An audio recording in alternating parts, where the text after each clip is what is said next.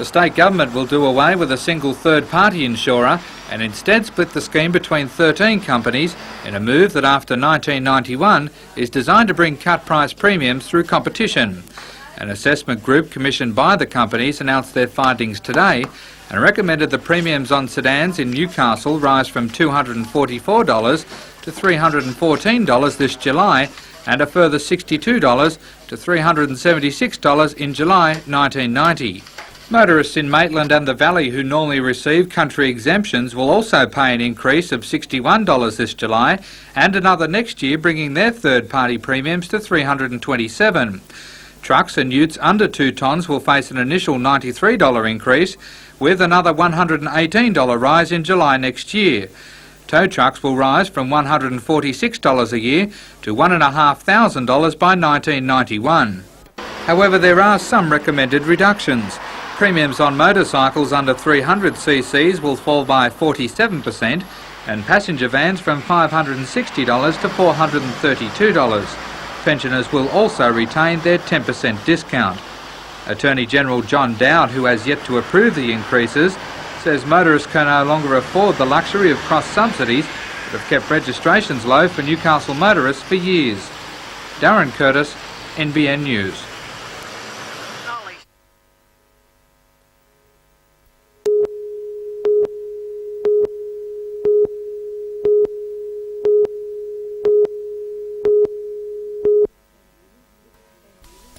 NBN began reporting the PCB leaks in the Hunter region about 6 weeks ago. Since then, PCB has become a household name. Many schools discovered leaks which previously they could not attribute to any single cause.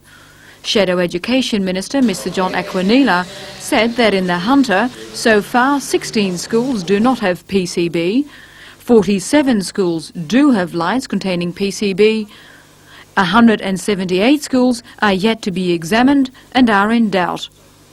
A spokesperson for Dr Metherell said Dr Metherell is now taking the matter seriously and admits schools in the entire state could be at risk. But before the Education Department commits itself to spending up to $30 million necessary to begin a massive state school light changeover program, they want to investigate the health aspect first.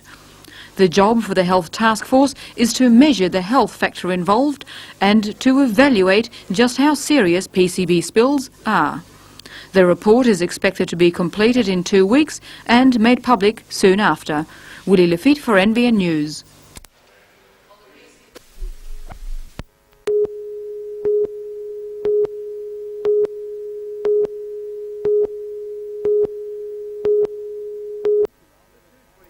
The two 28-year-olds left Adelaide 11 weeks ago on a round Australia trip by push bike to educate people on the foster parents plan.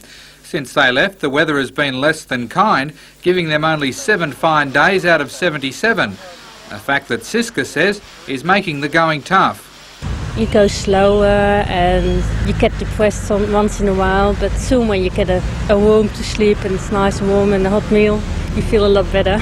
They are carrying only minimal possessions and clothing. That alone adds another 40 kilos to their 18-year bikes.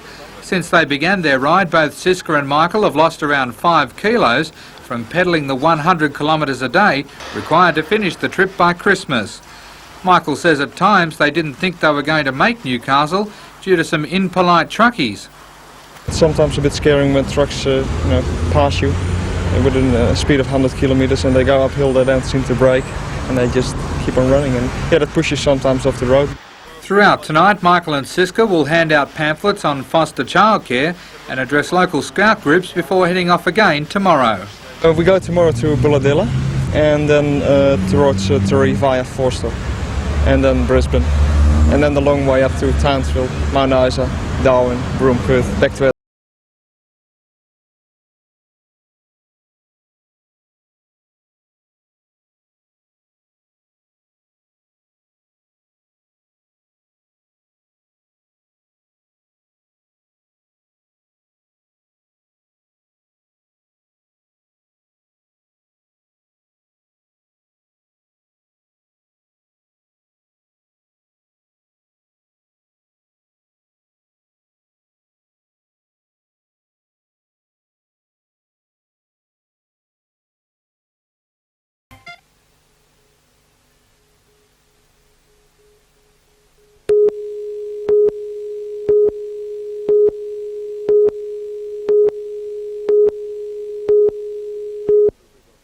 Key Andrew Peacock supporters John Moore and Wilson Tucky orchestrated last week's coup on Monday night, claiming that Mr Peacock was well aware of what was going on.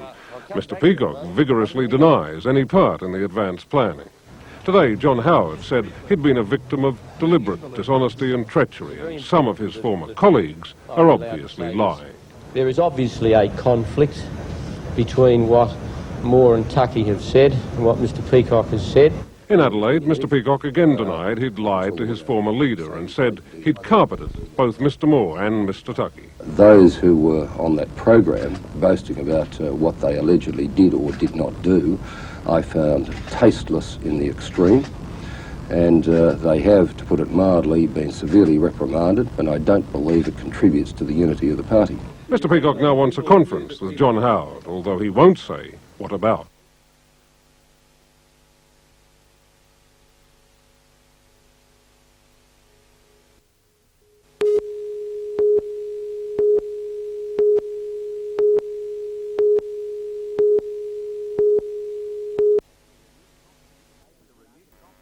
With a renewed confidence, Maidment went after his opponent Mario Cristofoli right from the outset. It was the third time that these two boxers had met, with Maidment successful on the previous two occasions. The Newcastle fighter knew he had his opponent in strife when the doctor was called to Cristofoli's corner at the end of the third round to check a suspected broken nose. From there on, it was a formality, with Cristofoli unable to resume after the sixth round. Proudly displaying his championship belt today, Maidment paid special tribute to his sparring partner, Craig Peavy. Well, my attitude's changed practically since Craig's been in the gym. Artie's been on me back since I've been in the gym about me attitude, but it took someone to come in the gym and sparring that with me who'd knock me around if I didn't get serious about it. So I owe a lot to Craig and that for that change of attitude, yeah. Shaking out the cobwebs from last night's bout, Simon firmly believes this is the start to a new career. Oh, it's a beginning. Me and Artie have done a lot of groundwork over the last 12 months and just starting to get things right. And what about the future? I've got a couple of scores to settle with Ken Carter. Chris Dorr got in the ring again last night and mafed off again, so we'll fix him up along the way as well. So, but I'm looking for bigger and better things, hopefully Australian title at the end of the year or it's beginning next year. We're not going to rush things, take things as they come.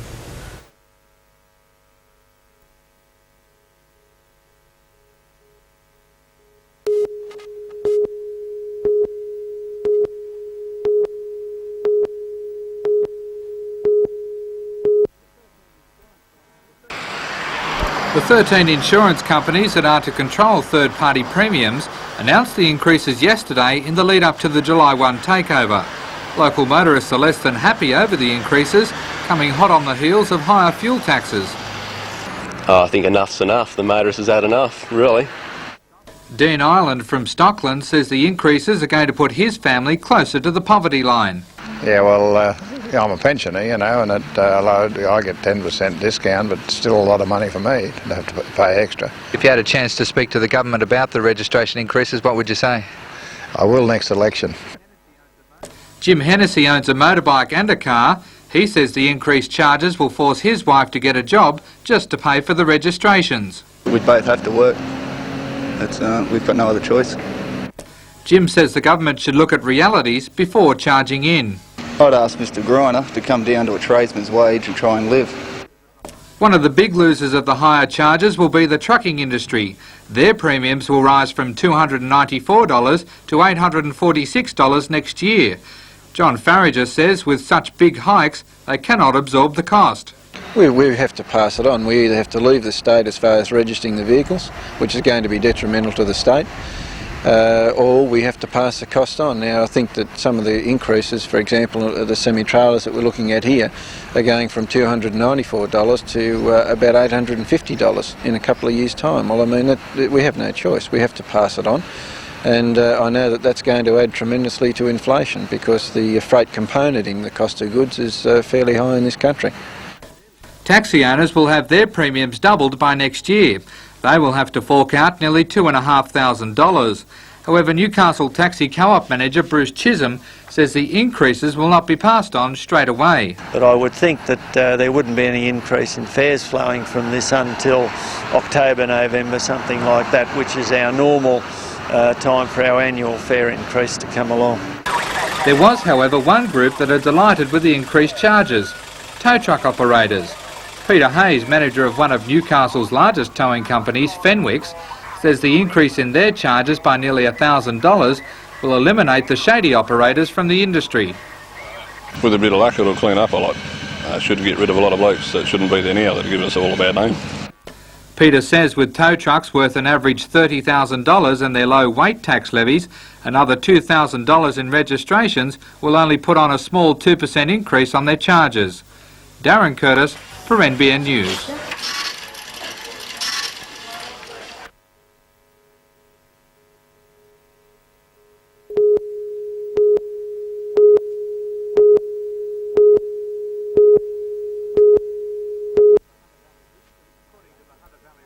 According to the Hunter Valley Research Foundation, 663 millimetres of rain has been recorded until the end of April, while last year a massive 860 millimetres had been recorded for the same period.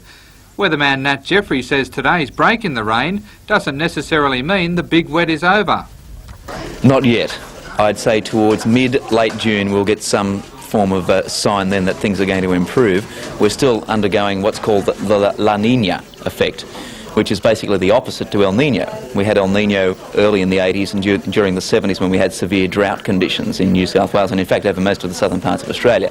The condition is now absolutely reversed and we're having severe tropical influences in our weather patterns here in the southern parts of Australia and hence lots of rain, a wet season basically.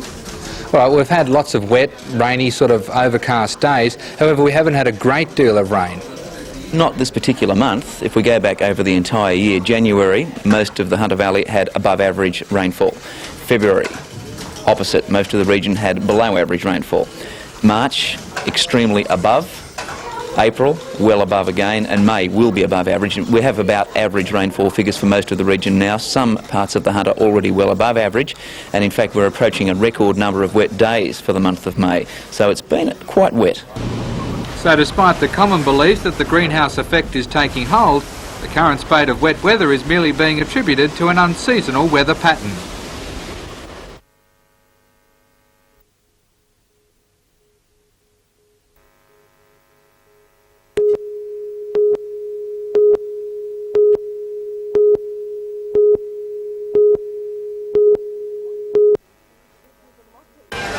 It was a motley-looking crew that gathered at Newcastle's King Street McDonald's bright and early this morning to enjoy their last civilised breakfast for the next 2 weeks. The 6 cars and their 20 crew are to tackle this year's Burke to Broome Bash, a wild outback jaunt that's famous for its rough terrain and rough tactics. You can tend to get waylaid for one reason or another, you know, like up to here with water or mud or cocktail even better. We sometimes pull up on the side of the road and start a little cocktail party. That can take 1 or 5 hours.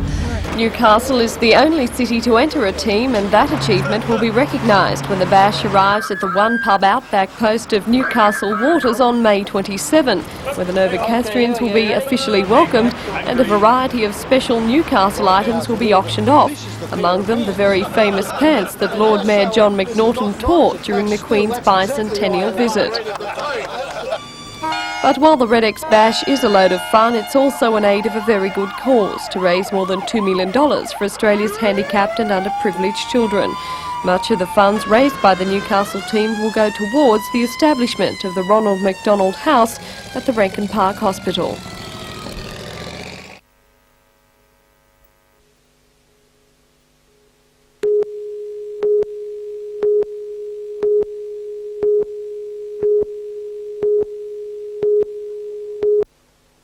Second year.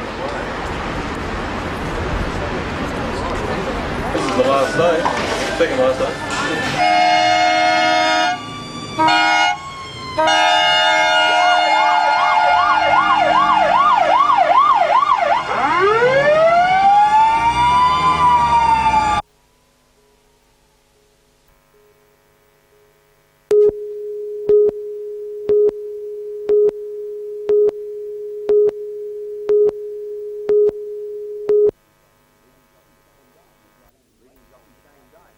Leading jockey Shane Dye, who's riding in great form, has bright prospects of landing the Daily Double at Rose Hill tomorrow. Dye will partner last start winners Gunfighter and Might in the Tooheys Dry Handicap and the Stayers Cup respectively. Gunfighter was impressive in accounting for a similar field at Rose Hill on April 29, while Might returned to the winning list when successful at Rose Hill on the same day. For the trifecta, which is on the Stayers Cup, Gary Harley selects Might to beat Mighty Willem and Regal Hussey. Sydney filly Salis Opera is the early favourite for tomorrow's Foster's Queensland Oaks, and she has the credentials to win. Salis Opera was not disgraced behind research in the AJC Oaks in the autumn and will be at her peak tomorrow following 2 runs in Brisbane over unsuitable distances. In the trifecta, it's Salis Opera to beat Triumphal Queen and French Icing, and for the legs of the Daily Double, Salis Opera in the first and Atatari in the second. On the local scene, it's Greyhounds at Beaumont Park tomorrow, and Gary suggests Ebony Desire in the first leg of the Daily Double and Manning Hobo in the second, and for your trifecta, 3, 7 and 1, Ebony Desire from Glendon Girl and King Tropic.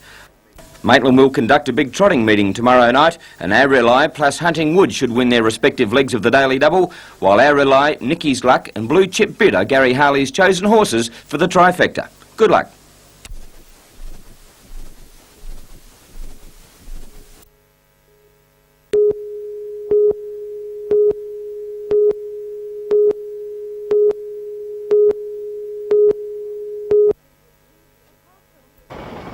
Apart from just who will win the frigate contract, the other big question mark hanging over the project has been if New Zealand will participate. It's proposed New Zealand will have 4 frigates built for it, but to date it's remained on the fence, claiming it has many considerations before it agrees to give the go-ahead. For the past week, Dr. Walker has visited all the relevant groups to gather more facts on the project. Today it was Carrington Slipway's turn. And while he admitted he was impressed with what the Australians had shown him, he was at first unwilling to speculate just what way his country was leaning. That's the $64 million question, I guess. We're not at the point where we're ready to make a final decision on that. I think we're approaching this like any other major client would do. We know what we want. We know the justification for the project. We now have to see whether we can put together a deal which makes sense from both a technical and an economic point of view. Dr. Walker disagreed that his country seems to be playing hard to get, stating the reason for its prolonged indecision is a matter of dollars and cents. I think at the end of the day it's going to be a question of economics as much as anything else. It's important to us, particularly in these times of budget cuts and so on, that we do get a deal that we can live with, that we feel sure is cost effective and that is going to stand up to close scrutiny back home. But at last, he hinted strongly that things are looking favourable. I'm very confident that we'll get a good result, that in fact we will be able to go ahead. It's just a question of going through the final stages of making the final decision a little bit later on this year.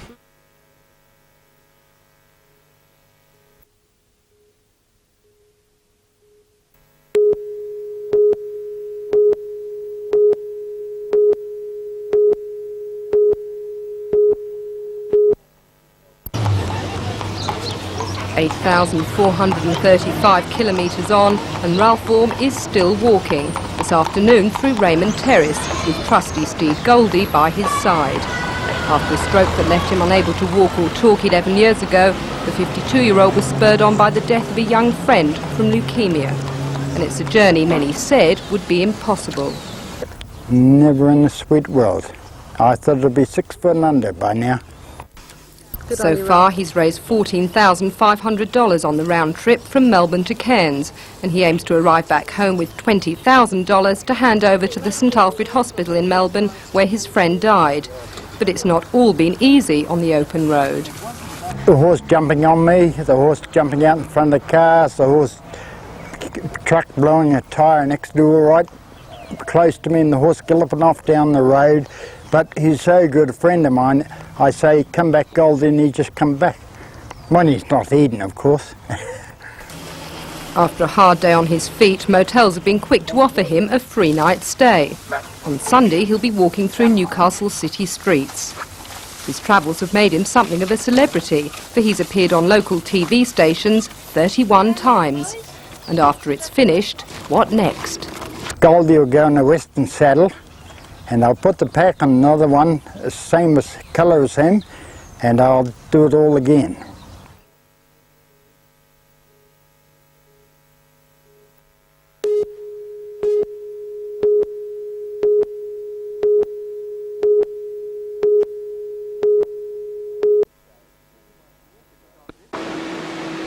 was on this day 21 years ago that the first steel bars rolled through the furnaces of the No. 2 merchant mill. Today, 400 employees, former employees and family members were on hand to see how the mill has come of age, from the quarter-inch round bars of 1968 to the wide range of structural, reinforcing and engineering steel manufactured today. Workers gave up their time to act as tour guides on the birthday, explaining the mechanics of the mill. For others, the party was just another day's work. Organisers were a little surprised by the numbers today, but it's not every day that you can celebrate turning 21 years of age.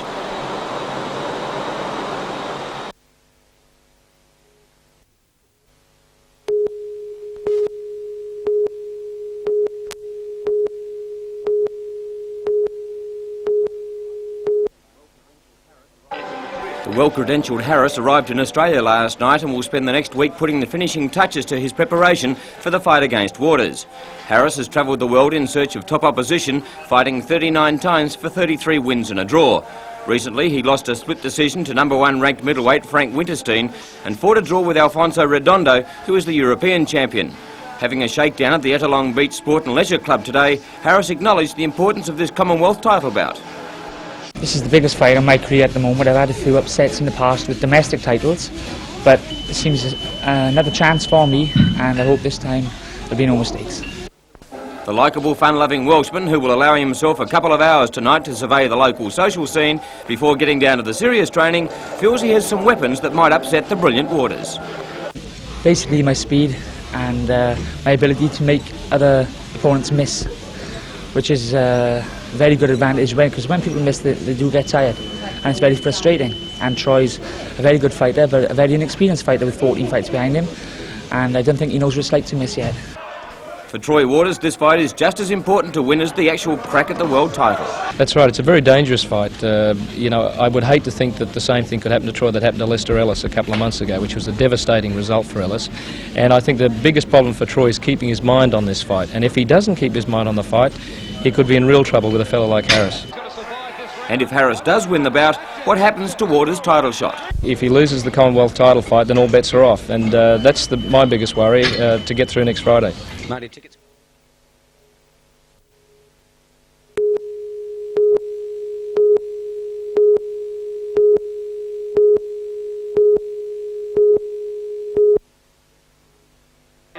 It had been a pretty lean start to the season for the Falcons and the Devils, with both sides failing to notch a win in their first 5 games.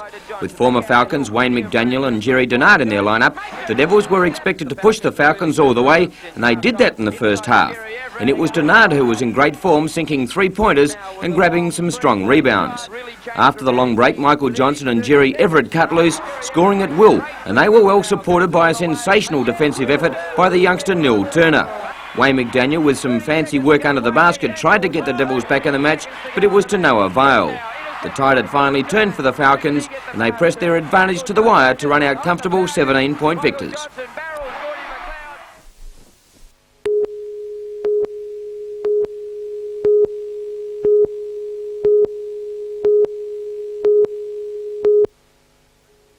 According to the survey, the industry recorded a net loss of $15 million for the 6 months leading to December last year. This is a reduction in losses of $88 million on the previous corresponding period, and a marked improvement on the $151 million in losses in 1987-88. Despite the turnaround in the figures, New South Wales Coal Association Chairman Jim Lewis described the result as still totally unsatisfactory. Mr Lewis said the coal industry needs another $200 million boost to operate at levels comparable with other Australian industries. The Coal Association sees its moves to restructure and further efficiencies of rail and port services as important factors in cost-saving measures. Peter Ryan reporting, NBN News.